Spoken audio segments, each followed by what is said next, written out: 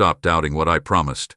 Yes, this is about the promise you think is fading, the one you fear I may have withdrawn.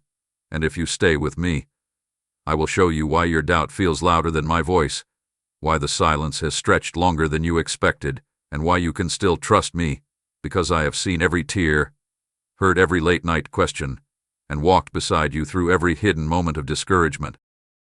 You have been whispering to yourself, maybe I misunderstood. Maybe I imagined it. Maybe God changed his mind. And yet I tell you now, I have not changed my word concerning you. The promise did not weaken because your patience did. The outcome did not disappear because your feelings fluctuated. You measure progress by what you see, but I measure progress by what I am building where no one else can see. Your doubt grew because time passed. Your doubt grew because doors did not open when you expected. Your doubt grew because you assumed that if I were moving, you would feel it immediately. But I am not confined to your calendar, and I am not limited by your visible evidence. You believed strongly at first. You felt hope rising. You imagined how it would unfold. But when circumstances contradicted what I spoke, your confidence began negotiating with fear.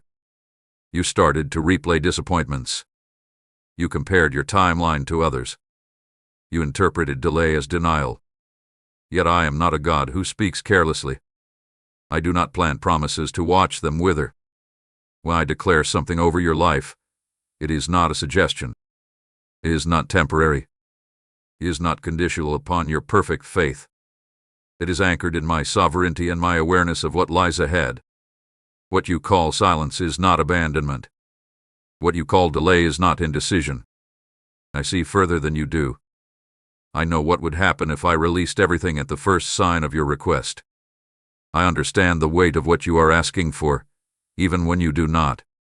And sometimes, I allow the waiting to reveal what is inside you, not to shame you but to strengthen you. Doubt surfaces not because the promise is weak, but because your endurance is being stretched. I know the nights when you wondered if I forgot you. I know the mornings when you forced yourself to pray without feeling anything. I know the quiet disappointment you carry when you watch others receive what you are still waiting for. Do not mistake my patience for absence. Do not mistake my process for rejection. I am closer than your fear suggests, and more active than your eyes can detect. So before you let doubt write the final sentence, listen carefully, the promise still stands. It has not expired. It has not been reassigned. It has not been revoked. And as we continue, I will show you why this waiting season was never punishment but preparation, and why what feels uncertain now is still firmly held in my hands. What if I told you that the very delay you resent is the evidence that I am taking your promise seriously? You have been interpreting the waiting as rejection, but I have been using it as preparation. You asked me for something significant, something that would stretch your capacity, elevate your responsibility, and change the direction of your life, and yet you expected it to arrive without transformation. I do not place new wine into fragile containers. I do not release weighty blessings into unsteady hands. The time between my promise and its fulfillment is not empty space. It is sacred ground where I shape you quietly. While you were counting days, I was deepening your roots. While you were scanning the horizon for visible signs, I was strengthening your character where no applause could reach. You thought the silence meant I was withholding. In truth, I was aligning circumstances you cannot see and maturing parts of you that must be ready. If I had answered immediately, you would have celebrated, but you would not have sustained it. Some promises require endurance so that when they arrive, you will not lose them through impatience, pride, or fear.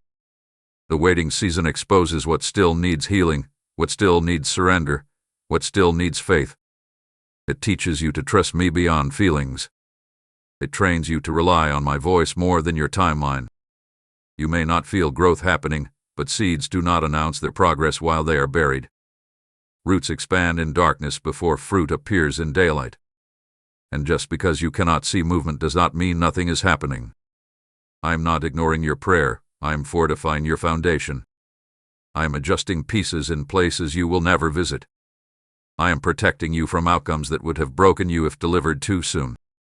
The promise is valuable, and that is precisely why preparation is necessary. So instead of asking, "Why hasn't it happened?" begin asking, "What is being formed in me right now?" Shift your perspective from frustration to formation. The delay is not punishment. It is refinement. And refinement is proof that what I spoke still matters. You are not stuck. You are being strengthened. And if preparation is underway, then fulfillment is not canceled. It is approaching at the right moment, in the right way, with the right foundation beneath it. Now listen closely, because this is where many lose heart just before breakthrough. The promise is closer than your doubt suggests, but fear is trying to convince you to retreat. You have carried this long enough to feel weary. You have guarded hope carefully, afraid to believe too boldly again. Yet I am telling you that this is not the season to shrink back. This is the moment to stand firm. I do not bring you through refinement only to abandon you at the threshold. I do not build endurance in you without purpose. The very tension you feel is the final stretching before release. You must decide what voice you will amplify. Fear will rehearse every past disappointment and use it as evidence. Faith will remember every time I sustained you, even when outcomes were uncertain. Fear will whisper, "Protect yourself." Espetless. Faith will declare, "He who promised is still faithful." I will not force you to trust me, but I invite you to. I am not threatened by your questions, yet I call you beyond them. Stop preparing for loss when I prepare fulfillment. Stop bracing for failure when I am orchestrating alignment. You are not foolish for believing what I spoke. You are not naive for holding on to hope. The promise has not been reassigned to someone more confident. It is still connected to your obedience, your growth, your willingness to keep walking when clarity is partial.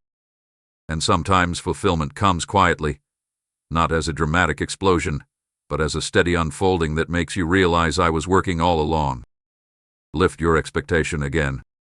Let hope breathe again. Speak life over what you once feared was finished. This chapter does not end in disappointment. It ends in demonstration, not of your strength but of my faithfulness. What I began, I will complete. What I declared, I will establish. And as you move forward without surrendering to fear, you will see that the waiting was never wasted, the preparation was never pointless, and the promise was never empty. Amen.